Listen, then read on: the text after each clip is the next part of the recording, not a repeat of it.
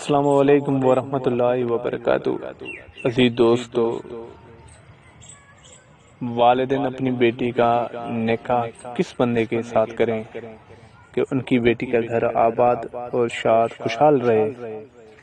اس موضوع پہ میں چند باتیں کرنا چاہتا ہوں آپ کے سامنے۔ آج کل ہمارے معاشرے کے اندر جب والدین اپنی بیٹی کا نکاح کسی بندے کے ساتھ کرتے ہیں تو آپ اور میں معاشرے کے اندر دیکھتے ہیں بڑی دھوم دھام سے، بڑی خوشیوں سے وہ بارات آتی ہے، پھر اس لڑکی کو دلہن کے روپ میں لے کے جاتے ہیں۔ پر آخر کیا وجہ ہوتی ہے کہ چند مہینے چند سالوں کے اندر جس عورت کی اتنی دھوم دھام سے شادی ہوئی تھی اس عورت کو اتنی تکلیفیں، اتنے درد، اتنی مشکلاتیں دیکھ کر اپنے ماں باپ کے روتے ہوئے گھر آنا پڑتا ہے۔ وجہ کیا ہوتی ہے؟ تو عزیز دوستو، سب سے پہلی بات کہ جب ہم قرآن و حدیث کو چھوڑتے ہیں، اللہ کی بھیجی ہوئی شریعت کو اور پیارے پیغمبر صلی اللہ علیہ وسلم کے طریقے کو چھوڑتے ہیں تو یاد رکھیں ہمارے لیے صرف نقصان ہی ہوتے ہیں، فائدے نہیں ہوتے۔ اگر ہم پیارے پیغمبر جناب محمد رسول اللہ صلی اللہ علیہ وسلم پہ نازل ہونے والی شریعت پر عمل کریں اور شریعت کو اپنے سامنے رکھیں اور پھر ہم اپنی بیٹیوں اور بیٹوں کے نکاح کریں تو کائنات کے رب کی قسم اس زمین پر ایسے پاکیزہ گھر اور نہیں ہے۔ پر ہم ایسا نہیں کرتے۔ ہمارے معاشرے کے اندر ہم لڑکے کے کردار، لڑکے کی برداشت، لڑکے کے انداز کی طرف نہیں، والدین سب سے بڑی بات کہ لڑکے کے کردار کی طرف نہیں دیکھتے۔ والدین کیا کرتے ہیں کہ لڑکے کے بینک بیلنس، گاڑی،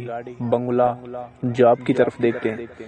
جو چیزیں دیکھ کر اپنی بیٹی کا نکاح اس لڑکے کے ساتھ کر لیتے ہیں، پھر نتیجہ کیا نکلتا ہے؟ پھر ریزن کیا نکلتا ہے؟ پھر مسئلہ کیا بنتا ہے؟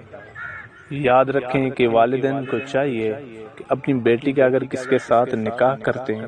اپنی بیٹی کی زندگی کس انسان کے پیچھے لگاتے ہیں تو ان کے لیے سب سے بڑی بات، سب سے بڑا حق یہ ہے کہ اپنے والدین اپنے بیٹی کے لیے، اپنی بیٹی کی زندگی کے لیے اس بندے کو چنیں، اس بندے کو آگے لے کے آئیں جو بندہ ان کی بیٹی کے ساتھ ہر وقت ہو، دکھ سکھ تکلیف خوشی غمی ہر جگہ پر، بیماری میں اس کے ساتھ ہو۔ اکثر معاشرے کے اندر کیا ہوتا ہے، میں نے دیکھا ہے کہ عورت کے ساتھ تب تک شوہر ہوتا ہے جب تک وہ عورت ٹھیک ہوتی ہے، اس کے ساتھ کوئی مسئلہ بیماری کا نہیں ہوتا۔ پر آپ اور میں نظر پھیلائیں کہ اس عورت کو طلاق دی جاتی ہے، اس عورت کو گھر سے نکالا جاتا ہے جب وہ عورت بیمار ہو جاتی ہے، اس کے ساتھ کوئی بیماری کا پرابلم، کوئی مسئلہ ہوتا ہے، پھر وہ خاوند کہتا ہے کہ اب آپ میرے قابل نہیں ہو، اب میرے گھر سے نکل جاؤ۔ اگر یہ والدین اس وقت اپنی بیٹی کے نکاح کے ٹائم پہ یہ دیکھتے کہ ہم اپنی بیٹی کا نکاح اس بندے سے کریں کہ جو بندہ غریبی میں، مسکینی میں، کمزوری میں ہماری بیٹی کے ساتھ رہے گا، ہماری بیٹی کی زندگی کے ساتھ کھلواڑ نہیں کرے گا۔ آپ کے سامنے میں دو بڑے مثال رکھنا چاہتا ہوں، ایک نبی علیہ الصلوۃ والسلام کا، دوسرا ابراہیم علیہ الصلوۃ والسلام کا۔ ابراہیم علیہ الصلوۃ والسلام نے جب بیابانی میں اپنی بیوی اور اپنے بیٹے اسماعیل کو چھوڑا اللہ کے توکل پر، حالات یہ تھے کہ چند کھجوریں تھی اور تھوڑا سا پانی تھا، پر اس کے آسرے پر اس چیز پر بھی دیکھیں کہ بیوی کا اپنے شوہر پر کتنا یقین تھا اور شوہر کو اپنی بیوی پہ کتنا یقین تھا اور کتنی دوسرے کے لیے، ایک دوسرے کے لیے محبت تھی دل کے اندر کہ اسماعیل علیہ الصلوۃ والسلام کو اور بی بی ہاجرہ کو جب ابراہیم علیہ السلام چھوڑ کے جا رہے ہیں، پھر بھی ان کی زبان سے شکرانے کے الفاظ نکلتے ہیں، برکت کے الفاظ نکلتے ہیں، محبت کے الفاظ نکلتے ہیں۔ اور دوسرا مثال نبی علیہ الصلوۃ والسلام کا ہے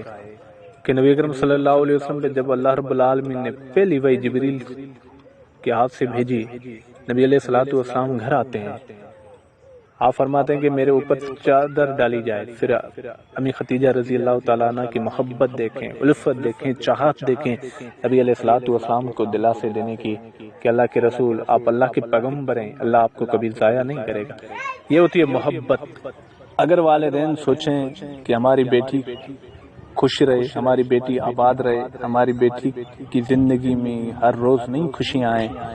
تو اپنی بیٹی کے لیے وہ رشتہ چنے. اگر اب شوہر اپنی بیوی کو ایک جھوپڑی میں رکھے، ایک گھر میں رکھے، ایک ٹائم کی روٹی دے اور ایک ٹائم بھوک پر بھی سونا پڑے، پھر بھی کوئی مسئلہ نہیں ہے، پھر بھی ان کی زندگی اچھے سے گزر سکتی ہے